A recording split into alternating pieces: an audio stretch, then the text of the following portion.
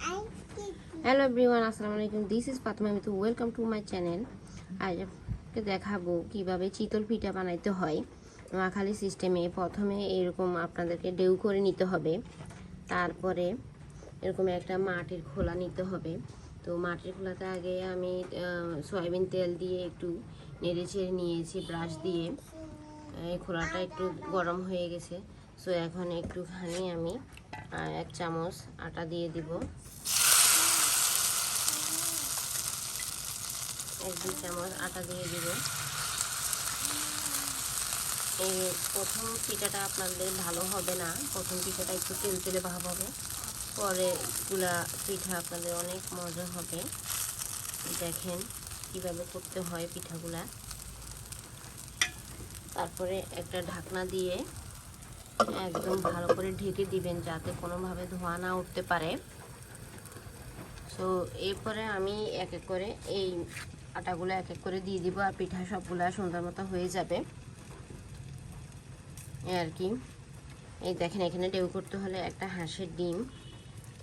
হাঁসের ডিম লাগে, আর এখানে গরম পানি দিতে হবে অল্প একটু। তারপরে আর আগে আপনাদের এই ঠান্ডা পানি দিয়ে আটাটাকে মলে রাখতে হবে।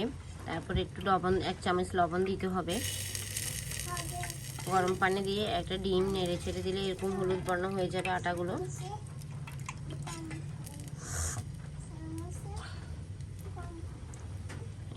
এভাবে এক এক করে পিঠাগুলো আমি বানিয়ে নিব। এই পিঠাগুলো খেতে এত টেস্টি, এত প্রিমিয়াম, এত মজা, মানে আপনাদের বলে বোঝাতে পারবো না। আপনারা যখন বাসায় এই পিঠাগুলো বানিয়ে খাবেন তখন আর কি বুঝতে পারবেন। অনেক টেস্টি হয় পিঠাগুলা।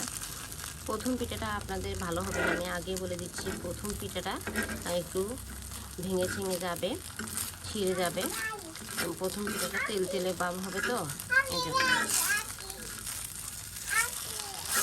প্রথম পিঠাটা একটু এরকমই হবে।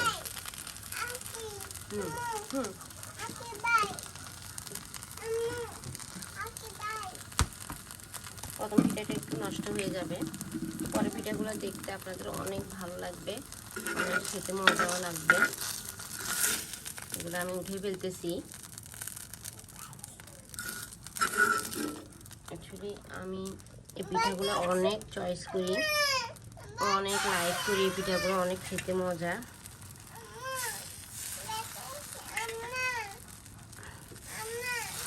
এইভাবে 3 চামচ 2 চামচ দিয়ে দিলাম। এইভাবে এই নেড়ে ছেড়ে দিলে দেখুন একটু একটু করে জালি জালি ভাব হচ্ছে, একটু একটু করে জালি জালি ভাব হচ্ছে, একটু একটু জালি জালি ভাব হচ্ছে। এরপরে আবার এইভাবে মানে ঢেকে দিব। তারপর 2-3 মিনিট ওয়েট করলে দেখবেন পিঠাটা কমপ্লিট হয়ে গেছে। এগুলো আপনারা বাসায় ঘরে তৈরি, তবে চালের গুঁড়া লাগবে অবশ্যই। আপনাদের চালের গুঁড়া দিয়ে এই পিঠাগুলো বানাতে হবে, আটা দিয়ে কখনোই সম্ভব নয় পিঠাগুলো বানানো। এগুলো গ্রামের একদমই আমাদের নোয়াখালীর ঐতিহ্য বলতে পারেন, চিতল পিঠা। এগুলাকে অনেকে খোলা যাক পিঠাও বলে। এটা এখন আসলে বিলুপ্ত, অনেকে এগুলো বানাইতে পারে না এই মাটির খোলাগুলার কারণে। এই খোলাগুলা অনেকে পায় না, তাই এগুলো অনেকে এখন বানাইতে পারে না। সো কিন্তু নোয়াখালীতে এখনও অনেক প্রচলিত, অনেকে এগুলা পছন্দ করে, অনেক টেস্টি হয় পিঠাগুলো। হাঁসের মাংস দিয়ে খেতে, মাংসের ঝোল দিয়ে খেতে অনেক অনেক মজা হয়। সো আপনারা চাইলে ইজিভাবে বাসায় এই পিঠাগুলো বানাইতে পারেন।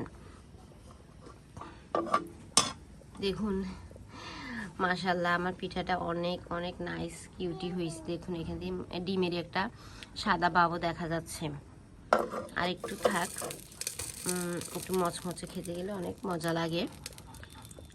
অনেকে মচমচে খায়, অনেকে একটু একটু নরম নরম তুলতুলেগুলা খায়।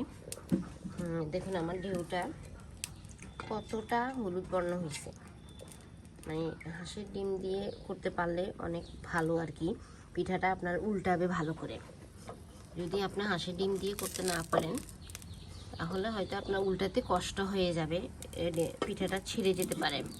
দেখুন চারিদিক থেকে কিভাবে গোল গোল হয়ে আসছে, আমি হাত দিয়েও উঠে ফেলতে পারবো।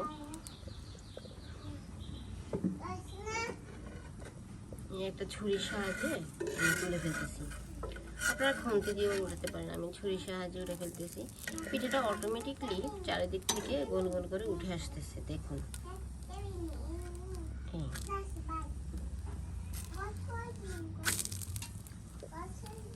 পিঠাটা অনেক মজা।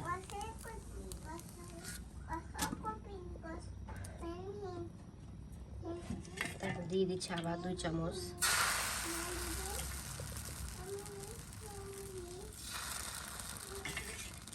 দুই 3 চামচ দিলে হয়ে যায়।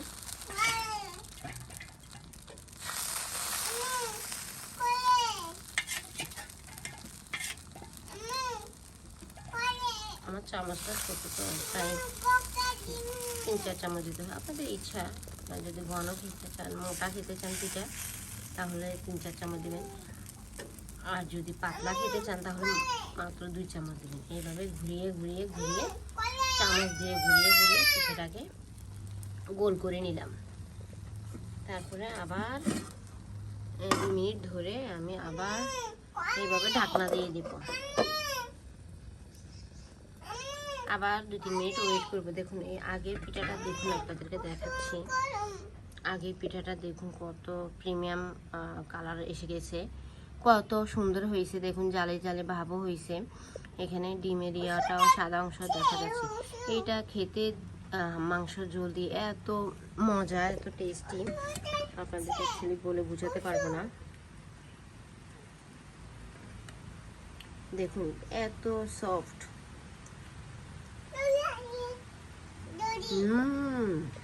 অনেক টেস্টি। বিসমিল্লাহ, অনেক টেস্টি, অনেক। এই দেখুন এইভাবে আমি ছিঁড়তে পারতেছি, 2 আঙ্গুল দিয়ে আমি ছিঁড়তে পারতেছি। ওখানে পিঠাটা হয়ে যাচ্ছে।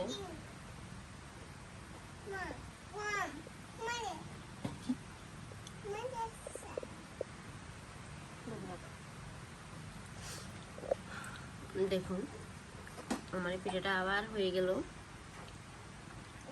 একটু ভালো করে মশমশে হোক।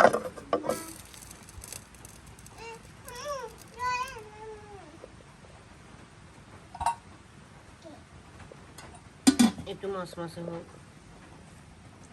ঢেউটা যত সময় যাবে তত একটু একটু করে ঘন হবে। পিঠার ফ্লেভারে, পিঠার সুগন্ধে আমার বিড়ালটাও চলে এসেছে খাওয়ার জন্য। দেখুন ঢেউটা কতটা হলুদ বর্ণ হয়েছে। যখন হাঁসের মাংস দিয়ে করবেন তখন পিঠার ঢেউগুলো এরকম সুন্দর হবে, এরকম হলুদ বর্ণ হবে।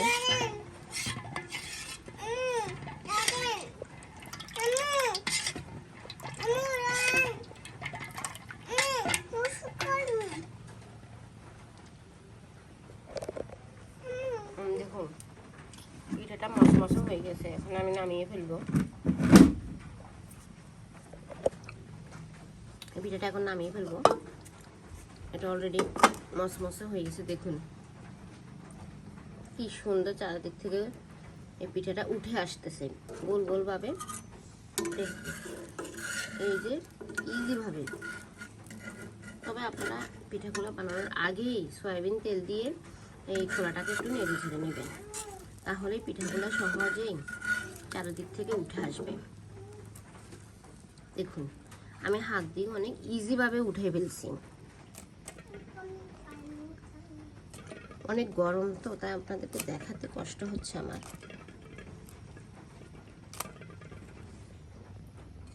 পিঠাটা কতটা মানে হলুদ বর্ণ হয়েছে, কতটা কালারটা নাইস হয়েছে। একটা ইয়েলো ইয়েলো ভাব সাদা ডিমের অংশ থাকে, অনেক নাইসই হয়েছে। আমি আরেকটু যদি ওয়েট করতাম তাহলে এখানে জালি জালি ভাবটাও চলে আসতো।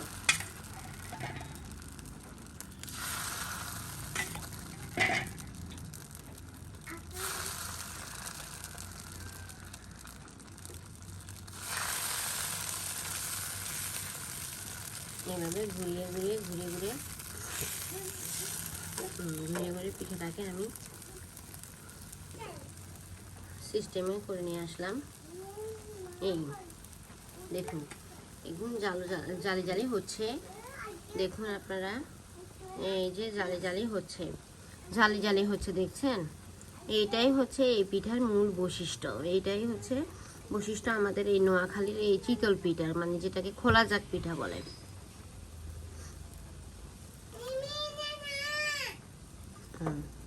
আবার ঢাকনাটা দিয়ে দিচ্ছি। এভাবে করে আমি সবগুলা পিঠা বানিয়ে নিব। তো আমার এই ভিডিওটা কেমন লেগেছে, আপনাদের যদি ভালো লাগে তাহলে লাইক কমেন্ট শেয়ার করতে একদমই ভুলবেন না। আর আমার ফাতেমা মিতু ব্লগিং চ্যানেলটা সাবস্ক্রাইব করে দিবেন অ্যান্ড পাশে থাকা বেল আইকনটি ক্লিক করে দিবেন। সবাই ভালো থাকবেন। আল্লাহ হাফেজ।